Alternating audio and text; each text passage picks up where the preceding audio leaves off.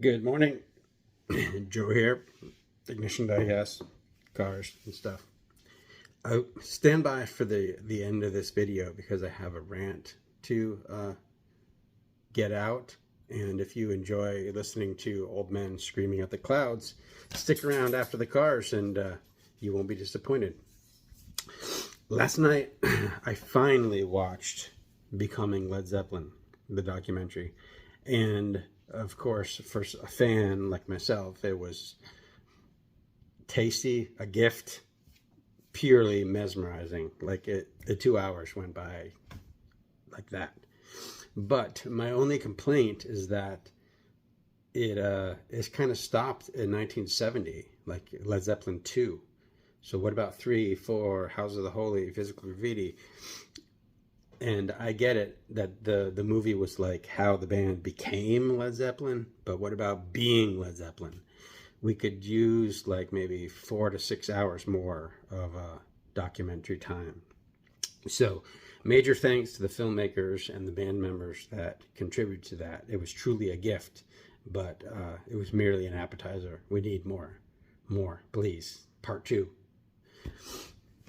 So today, we are going to open 3 cars for the Ignition Diecast Archive. And they're all shiny. So this is like Shiny Tuesday. First is this super shiny 57th anniversary Baja Bison. The Chase, the gold one. That if you see these in the store, these will be already gone because some Kevin took them all. I don't want this. I do collect Unimogs. I love off-road vehicles, but the Baja Bison just haven't gone there.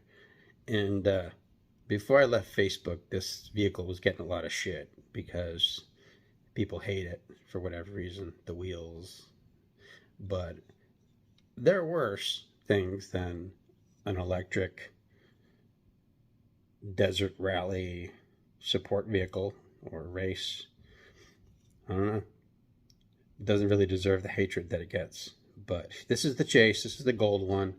And I know that anniversary sets don't really belong in the archive, but we have the whole Series 1, so I figured I'd grab the Chase and complete it.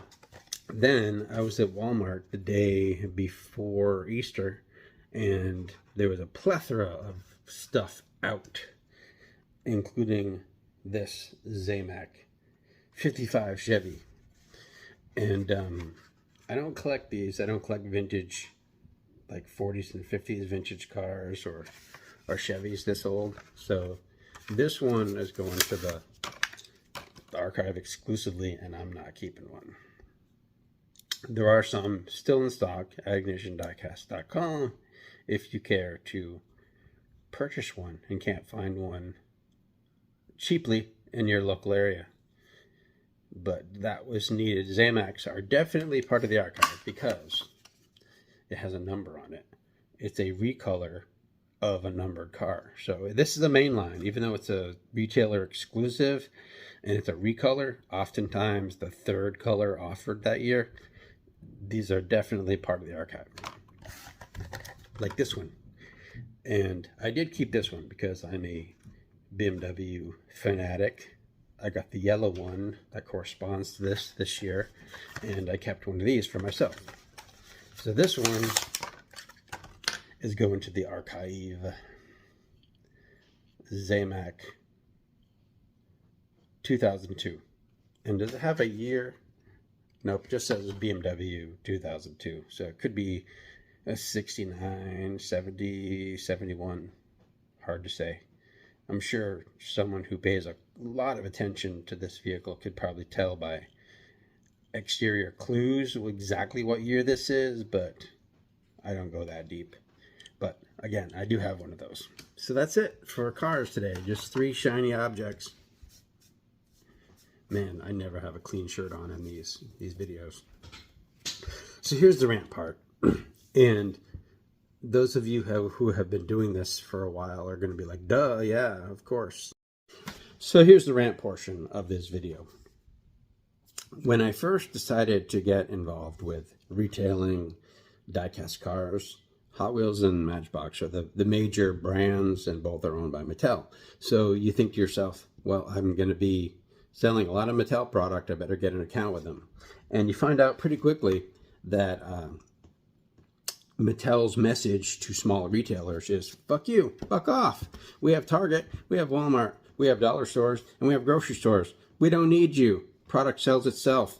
And we keep it in a perpetual shortage, artificial scarcity. So, yeah, fuck off. So, as a small retailer, you learn that pretty quick. And then your next best, you look for distributors. But there really aren't distributors. They're just like these retailers that are willing to shell out the big money and fulfill all the requirements that it takes to become a seller that buys directly from Mattel. And they got to make their money too, so they mark up. And that's the necessary evil of being a small retailer, is you have to buy from these other retailers that sell by the case. And the problem with that is this shit is so scarce, is so in demand, that it sells out in minutes. So there's a meme that goes around like, what radicalized you? I guess you could say that last night I was radicalized. I'm done. I was paying attention to Diecast Diecast, which is my preferred retailer. Not that their prices are better than everywhere else. They're better than One Stop Diecast, but their shipping is somewhat reasonable. So I'm watching. I usually watch their Instagram. No updates about the HKs, which I need some more of. And then I'm busy watching TV, and there's like, whatever, I have no idea. After 7 p.m. Eastern time, he updates with the H cases, and they're sold out in fucking minutes. By the time I find out that the H cases are available from Diecast Diecast, they're already sold out. So it's like, okay, you can't get them directly from Mattel. All the distributors sell out. So it's like, why should I fuck with these distributors to begin with when they sell out so goddamn fast? So the way in which I was radicalized, and the grand declaration I have for you this morning, is that I'm just going to go ahead and poach. Because the cheapest place to get cars is Target. And if Mattel wants it to be a mercenary and be Bloodsport, then it'll be Bloodsport. I'm willing to play the game. So I'm going to go to Target and Walmart, and if I catch a restock, I'm going to buy it all. I'm just going to fucking empty it all into my basket in my cart. Sucks for the local market here, because they're not going to get any. But, I mean, if this is what we're dealing with, this is what you have to put up with if you want to retail this stuff. Yeah, just going to clear the pegs. So I know I tried to be ethical and whatever, moral about it, and like only buy from the distribution network. But if Mattel's not going to make enough and that shit is going to sell out so fucking fast, fuck it. I'm just going to buy from retail like any other reseller.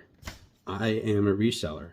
I haven't become Kevin because I'm not going to scalp. I'm not going to charge. I'm not going to punish Ignition Diecast customers. In fact, nothing will really change for you. It's just where we get this stuff. It's now going to be where everyone else is getting it, because these distributors are full of shit, and Mattel, basically their message to small retailers is, fuck you, we don't need you. So I'm in the business of retailing diecast despite Mattel. I like the product, hate the company, especially their marketing people. So that's the way it is. And probably going to be very open and upfront about the fact that I poach and scumbag reseller. So there you go. Talk to you Wednesday.